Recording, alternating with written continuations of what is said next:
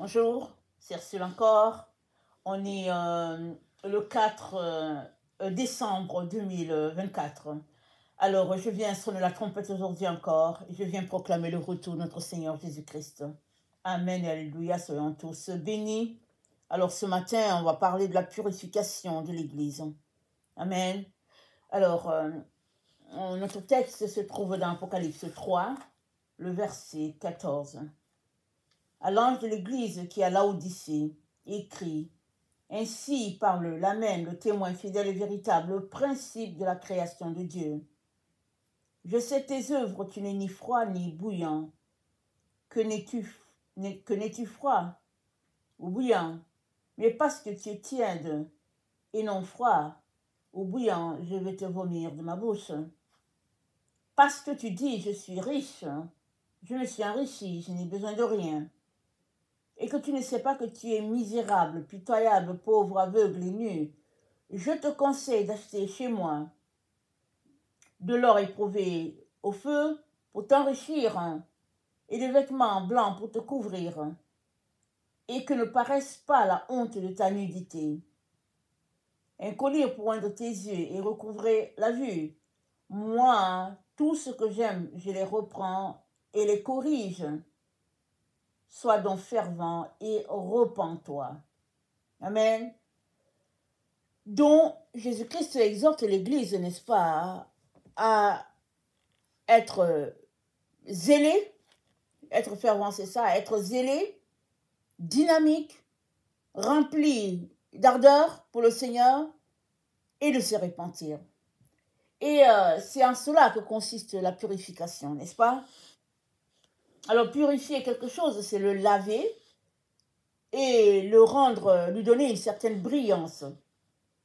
Et si nous prenons l'exemple, n'est-ce pas, dans Lévitique, de quelqu'un qui avait un problème d'écoulement, toutes les règles sont, les consignes que Moïse a données sont là. Il dit à la personne, s'il y a une personne qui a un écoulement, voilà, s'il s'assoit quelque part, il ne faut pas s'asseoir sur le même endroit, et voilà comment il doit se comporter, comment il doit se laver, et si l'écoulement dure tant nombre de jours, voilà, il a 7 jours, et puis si après 7 jours ça finit, alors il faudra aller se laver et après aller chez le sacrificateur, donner 2 tourtereaux, afin que ce soit déclaré que maintenant il est clean, il est propre, les gens n'ont pas besoin de s'inquiéter. Donc, il y a d'abord cet acte-là, n'est-ce pas, de se laver, qui est le symbole de la purification, et il y a maintenant l'acte de se mettre, de s'isoler de tout le monde, qui est la sanctification. Alors, la sanctification, c'est la mise à part volontaire, n'est-ce pas, de chaque enfant de Dieu par rapport à certaines choses. Alors, suppose que tu sais que ton amitié avec telle personne ne t'arrange pas du tout. Chaque fois que tu te retrouves à la personne, tu te retrouves à pécher. Alors, la sanctification viendrait de toi, dans ce sens que ce serait bien pour toi de choisir tout simplement de revoir ta relation avec cette personne afin que le péché, n'est-ce pas, soit écarté. Puisque chaque fois que tu te retrouves avec la personne ou le groupe, tu te retrouves tout simplement à t'éloigner de Dieu par les actions qui se passent dans le groupe. Alors, la purification de l'Église ressemble un peu à ça. Si je peux un peu prendre, n'est-ce pas, un exemple de l'Ancien Testament pour l'identifier à notre temps, voilà à quoi ça correspond. C'était pas agréable du tout, n'est-ce pas, de s'isoler et que tout le monde dise, ah mais voilà, il a tel problème, et après de revenir, parce que de toutes les manières, les gens qui avaient les écoulements, c'est comme une maladie, n'est-ce pas? C'était une maladie. On était pris pour une maladie. Mais il y avait d'autres cas où les gens ne pouvaient pas revenir du tout. Le cas des gens qui avaient la lèpre. Et vraiment, c'est quelque chose qui séparait définitivement les gens dans la famille. À moins que Dieu fasse un miracle. C'était fini, n'est-ce pas? Et c'était aussi contagieux. Donc, ça pouvait prendre une personne, ça pouvait prendre une seconde personne, et puis vraiment, c'était pathétique, n'est-ce pas? Une situation tellement difficile. Et Jésus-Christ est venu pour régler ce problème-là. Il a réglé, et si bien que le péché qui ressemble, n'est-ce pas, à la lèpre, parce que c'est une tâche qui ne partait pas, parce que l'être humain était pris avec cette histoire, et c'est assez compliqué. L'apôtre Paul nous dit, n'est-ce pas, attendez, je vais lire le passage. Je pense que c'est dans Romains 7, et donnez-moi quelques minutes. Romains 7.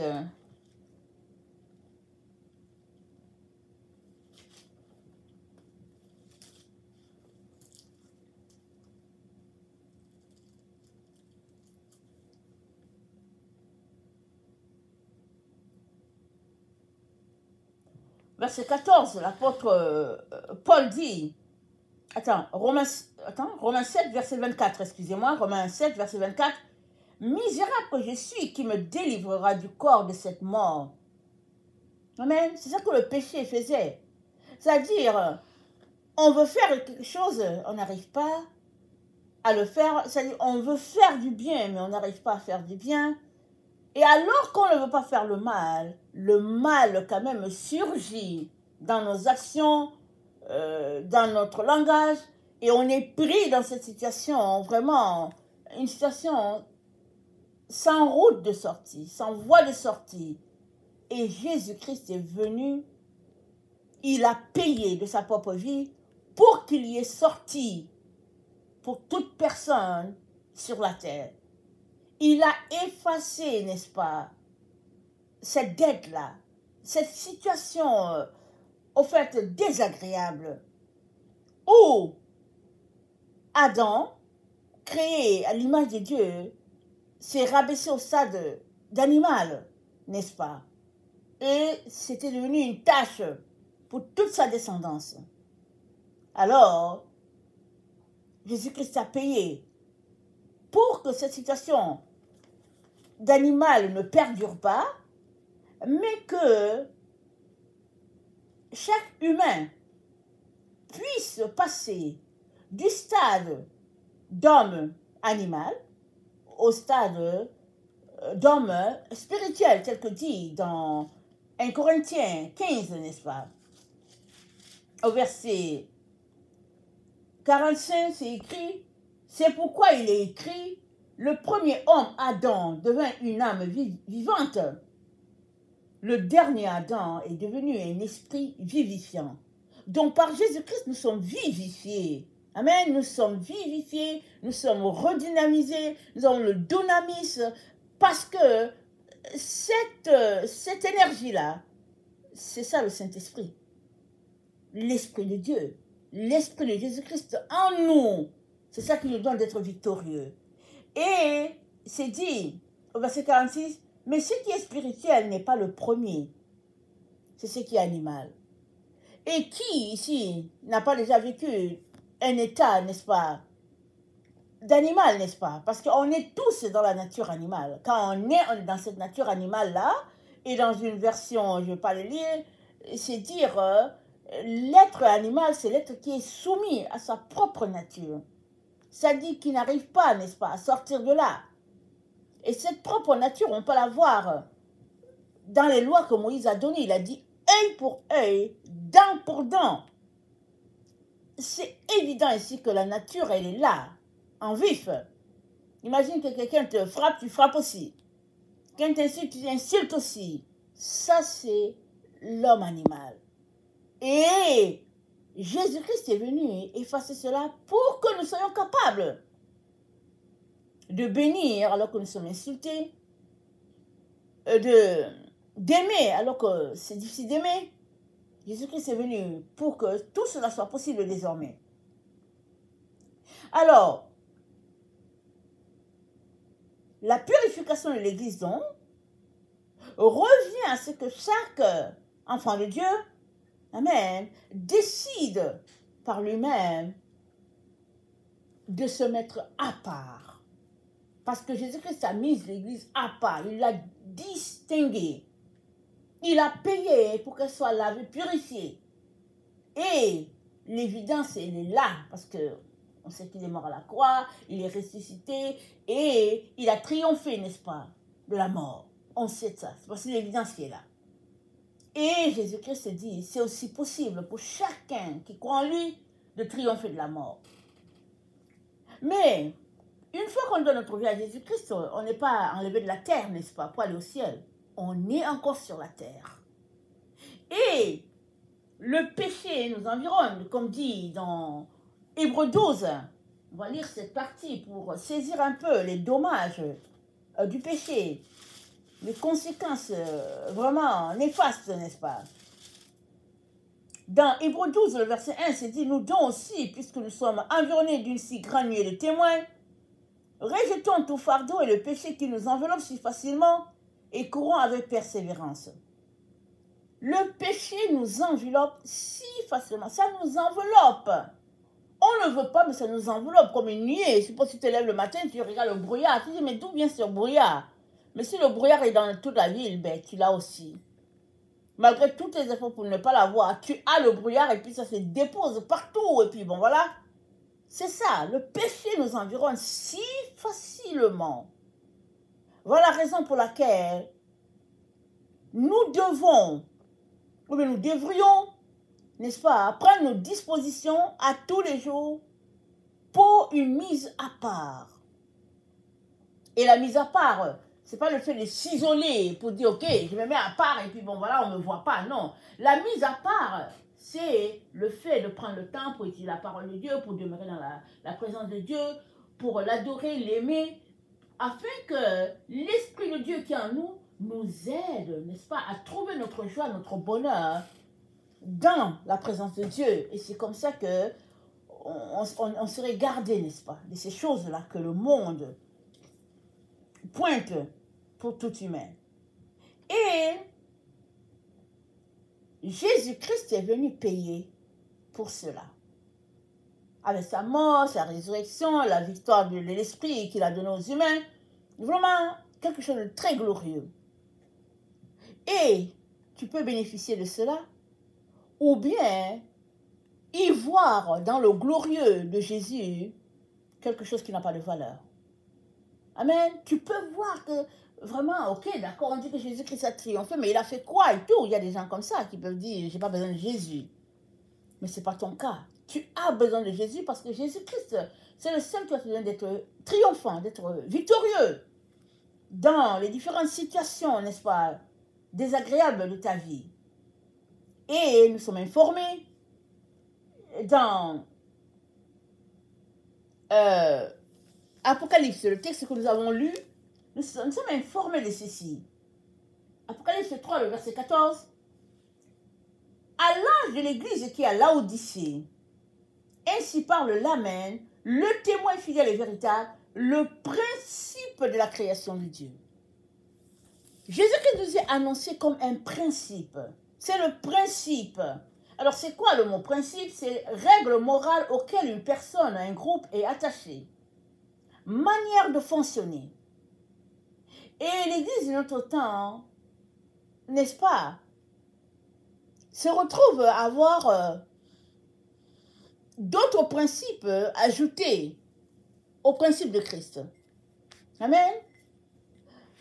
Et Jésus-Christ nous exhorte à sortir de ces autres principes et de garder seulement le principe de Christ. C'est cela la purification. Alors, le principe, comme on l'a dit, c'est une règle morale. Vraiment qui régit, ce sont des règles qui régissent la vie, n'est-ce pas, dans une société, une communauté et tout, mais c'est aussi ce qui est à l'origine de quelque chose. C'est la cause première de quelque chose. C'est l'énoncé d'une loi générale. Amen. C'est le fondement. C'est ça le principe, c'est le fondement. Alors nous sommes informés que Jésus-Christ, c'est le fondement de toute création. De toute la création, c'est le fondement. Et si nous allons dans Éphésiens 2, nous sommes informés, n'est-ce pas, Éphésiens 2, je ne sais pas si à partir du verset 19, nous sommes informés que il a mis la fondation, notre Seigneur. Et à cette fondation se trouvent les apôtres, les anciens prophètes, et Jésus-Christ, il est la pierre angulaire. Il est celui-là qui trace le droit, n'est-ce pas? Quand les gens veulent bâtir une maison, si c'est une maison, n'est-ce pas? Sauf si c'est une maison ronde, on n'a pas besoin d'équerre. Mais si c'est une maison, n'est-ce pas, à ces figures géométriques-là, ils auront besoin d'équerre, ils vont venir placer l'équerre pour s'assurer que c'est droit. Jésus-Christ, c'est la droiture. Amen, alléluia. Donc, nous sommes informés que notre Seigneur a placé le droit, amen, il a mis les principes et il exhorte son épouse, qui est l'Église de Jésus-Christ, à faire pareil. Il n'y a pas d'épouse, n'est-ce pas, qui fait le contraire de son mari. C'est pas possible. Jésus-Christ, c'est le mari, alors il demande à son Église de faire comme il l'a ordonné. Alors, c'est pas évident. Dans le monde dans lequel nous nous trouvons, où tout tourne plutôt vers le contraire, c'est-à-dire tourne le dos à tout ce qui est sainteté et pureté. Et puis l'autre élément, c'est que il s'est levé une autre théologie, celle-là de trouver le juste milieu, parce que l'Église a essayé de s'intégrer dans la société. L'Église a dit, ok, on ne va pas continuer d'être isolé, on va s'intégrer. Je ne sais pas si c'est après la Première Guerre mondiale ou bien après, mais en tout cas, au fil des années, au fil des siècles, l'Église s'est séparée des principes de base établis pour se rapprocher de la vie du monde et de vivre une certaine normalité, n'est-ce pas? Et Jésus-Christ nous dit qu'il est très important que nous sortions de ces normalités et que nous nous mettions à nous purifier, à nous sanctifier, à une mise à part, et cela volontaire, pour que la gloire de Dieu puisse se manifester en nous. Amen.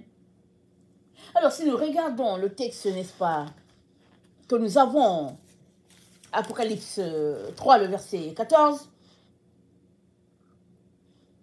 au verset 18, c'est dit, je te conseille d'acheter de moi de l'or purifié par le feu pour t'enrichir, des vêtements blancs pour te couvrir, et que ne paraisse la honte de ta nudité, un collier pour un de tes yeux, afin que tu recouvres la vue. Jésus-Christ pointe trois choses. Amen. On va commencer par la vue. Il dit à son Église d'avoir un collier, d'aller à lui pour acheter le collier, afin qu'elle recouvre la vue. Ça veut dire que dans le temps, l'Église voyait. Dans le temps, l'Église était le phare. Et l'Église a perdu sa vision. Jésus-Christ dit, tu as besoin de collier. Et le collier, ce n'est que moi, Jésus, qui peux te le donner. Alors, on a déjà vu, n'est-ce pas, dans une vidéo, nos yeux, et puis le péché, la séduction qui se passe avec, n'est-ce pas?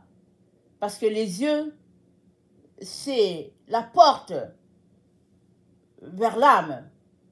Et ce que tu regardes, n'est-ce pas, va venir se déteindre sur ton âme. Voilà pourquoi c'est bien, c'est bon de regarder dans des choses saines pour que ton âme puisse bénéficier de sainteté. Amen. Le deuxième élément que je vais pointer, c'est le vêtement. Jésus-Christ nous a donné son vêtement. Il s'est dit que Christ, c'est notre couverture. Alors il dit, viens acheter de moi le vêtement. Et une fois que tu donnes ta vie à Jésus, tu es revêtu de vêtements blancs. Et ça, c'est en espérance, n'est-ce pas? Tu es revêtu de vêtements blancs tout de suite, en espérance. Amen. Parce que tu es sur cette terre en train de marcher. Jusqu'à ce que tu finisses ta vie sur la terre. Il est donc important que tu fasses tout pour garder ton vêtement blanc.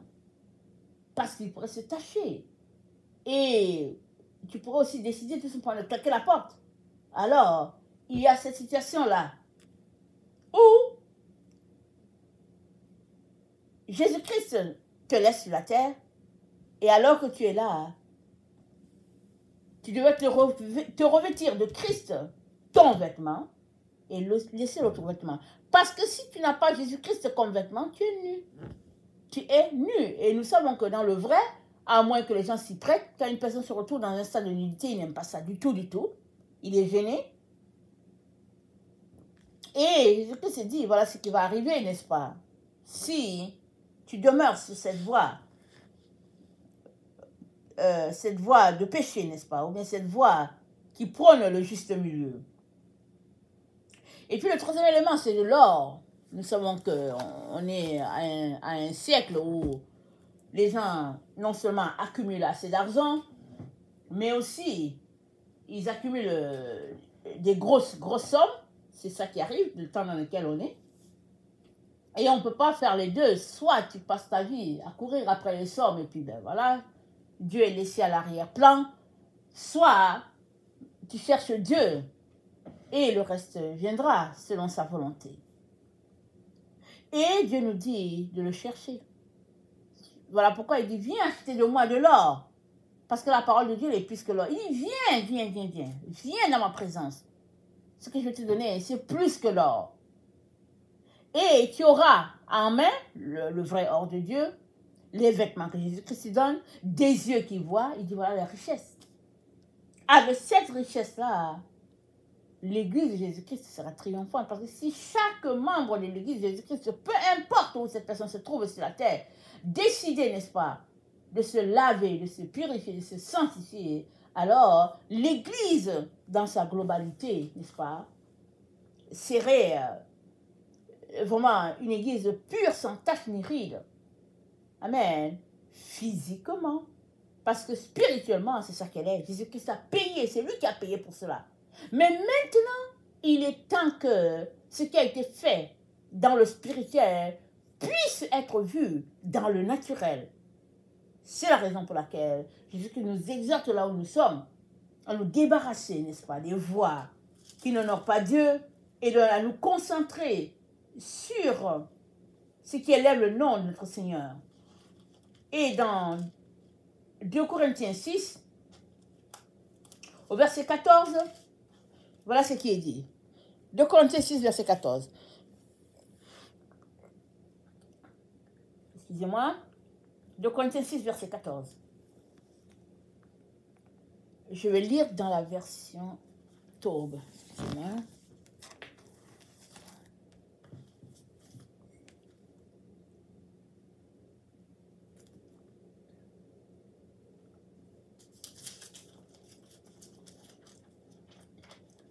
« 2 Corinthiens 6, 14.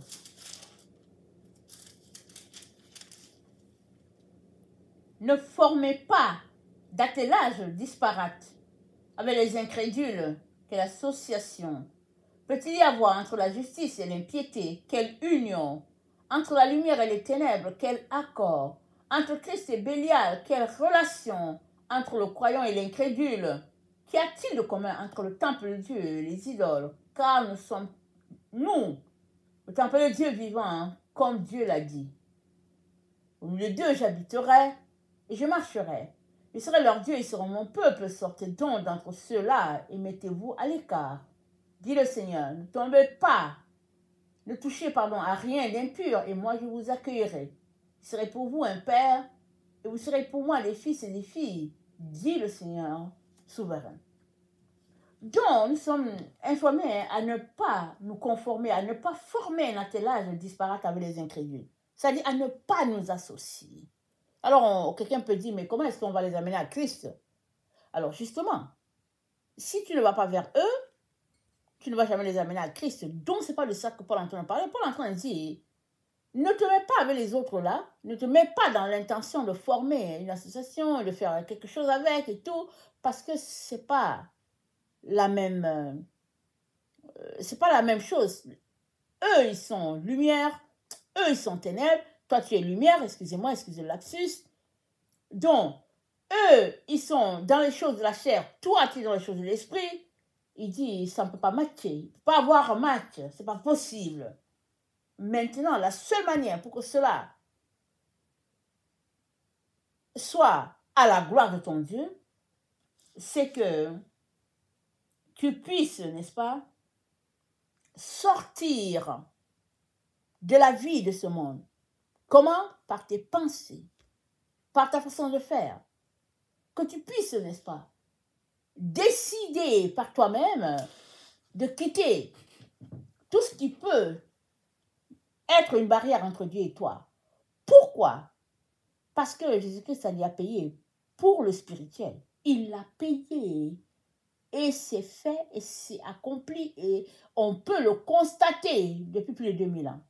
La partie qui reste à faire, c'est ta partie. Ce qui est visible à l'œil et qui témoigne, n'est-ce pas, du fait que tu appartiens à Christ.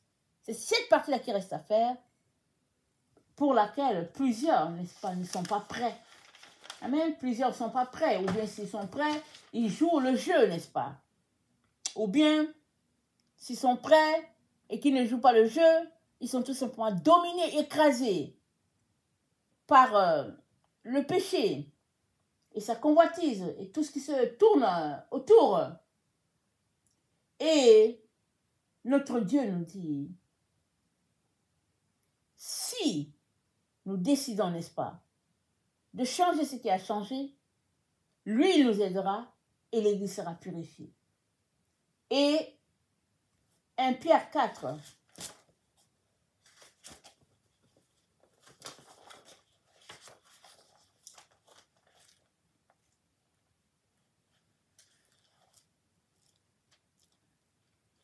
excusez-moi, 1 Pierre 4, au verset 1, c'est dit, ainsi donc, puisque le Christ a souffert dans la chair, vous aussi armez-vous de la même conviction. Celui qui a souffert dans la chair a rompu avec le péché. Donc le péché, il est brisé avec les souffrances de la chair. Et ça, on ne veut pas. On ne veut pas souffrir. Le corps humain ne veut pas souffrir. On se dit, oh, mais non, c'est difficile. Mais l'évidence est là que si tu refuses la souffrance dans ta chair, ça veut dire que la chair aura encore le dessus sur toi. La seule manière, c'est de triompher, n'est-ce pas? Et c'est en écrasant la chair, c'est-à-dire en lui tournant le dos. C'est ça. C'est ça qu'il y a à faire.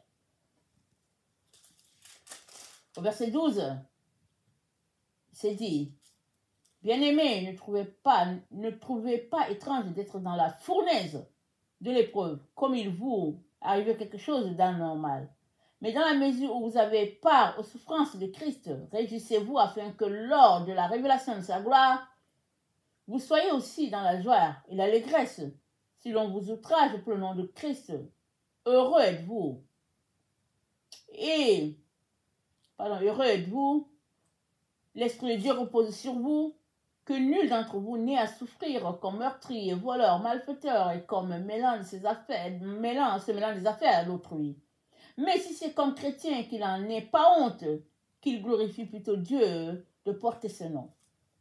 Donc ceux-là qui portent le nom de Jésus se retrouvent dans une situation souvent complexe, désagréable, de souffrance. Et ça, c'est dû non pas à toi en tant que personne, mais c'est dû au fait que tu portes un nom qui suscite, n'est-ce pas, la controverse, tel le nom de Jésus. Il est donc très important que nous puissions travailler, amen, à cette œuvre de purification-là, parce que Jésus-Christ, lui, il a fait sa part, et il continue de faire sa part. Toi aussi, tu dois faire la tienne.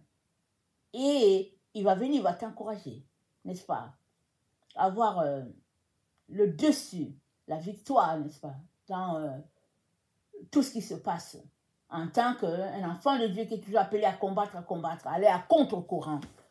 On ne peut pas avoir les deux choses, on ne peut pas suivre deux chemins. Souvent, on se dit, bon, je fais un peu de ceci, et puis je fais un peu de cela. Non, Dieu nous dit de choisir, et puis de choisir le camp de la lumière, ce camp-là où se trouve Jésus. Ce n'est que la seule manière par laquelle nous allons finir par triompher du péché.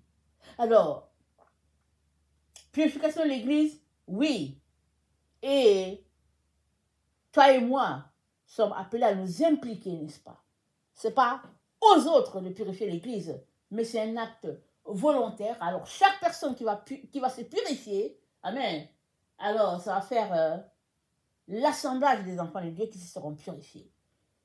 Parce que Laodicée, n'est-ce pas, ça correspond à l'église de notre temps. Une église qui s'est adaptée, n'est-ce pas, qui s'est intégrée, disons-le, à la vie de ce monde. Mais Dieu nous demande en tant qu'église à nous dissocier de la vie du monde et à nous connecter à la gloire de Dieu. Ce n'est que comme ça, et rien que comme ça, que l'église de Jésus-Christ sera triomphante. Amen. Sur la terre, dans son milieu, dans la société, partout où elle va se trouver, elle sera triomphante. C'est ça que Dieu veut. Il veut que l'église soit au cœur, n'est-ce pas, de la société, au cœur des gens, et que les gens trouvent du goût, n'est-ce pas, à aimer Jésus, à le connaître, parce qu'aujourd'hui, c'est comme plutôt, bon, c'est l'église, et puis c'est les autres, et puis l'église ne rejoint pas la société, etc. Ça, c'est les pensées des gens. Mais la vérité est que Jésus-Christ est mort, il est ressuscité, et il l'a fait pour son église, pour vivre en plein, n'est-ce pas, au milieu des siens. La Bible nous dit qu'il revient. Il ne revient pas pour demeurer dans les airs, il revient pour vivre, n'est-ce pas, au sein de sa communauté, sur la terre, n'est-ce pas, qu'il a racheté par son sang. Alors, Jésus-Christ, quand il était sur la terre, n'est-ce pas, il drainait les foules. Pourquoi? Parce qu'il répondait aux besoins des gens. La même chose, n'est-ce pas, qu'il veut pour chacun d'entre nous. Même chose, nous sommes les représentants de l'Église. On ne peut pas être différent de ce qu'il a été. Mais,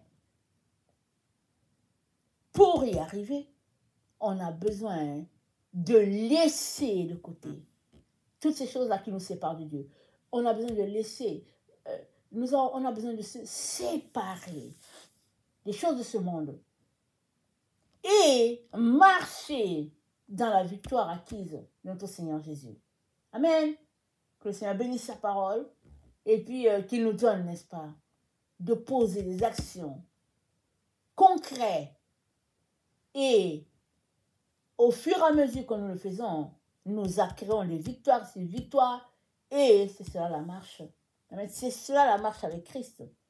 Une marche où tu laisses ce qui est encombrant et tu continues ton chemin afin de t'unir à celui-là qui s'est donné lui-même pour toi. Que le Seigneur bénisse sa parole et puis que sa grâce soit abondante sur chacun d'entre nous et que surtout nous travaillions à laisser aller tout ce qui est ténèbres, tout ce qui est honteux, tout ce qui met la séparation. Il est important vraiment que nous laissions aller toutes ces choses-là. Maranatha, Jésus revient. Soyez bénis. Amen et alléluia.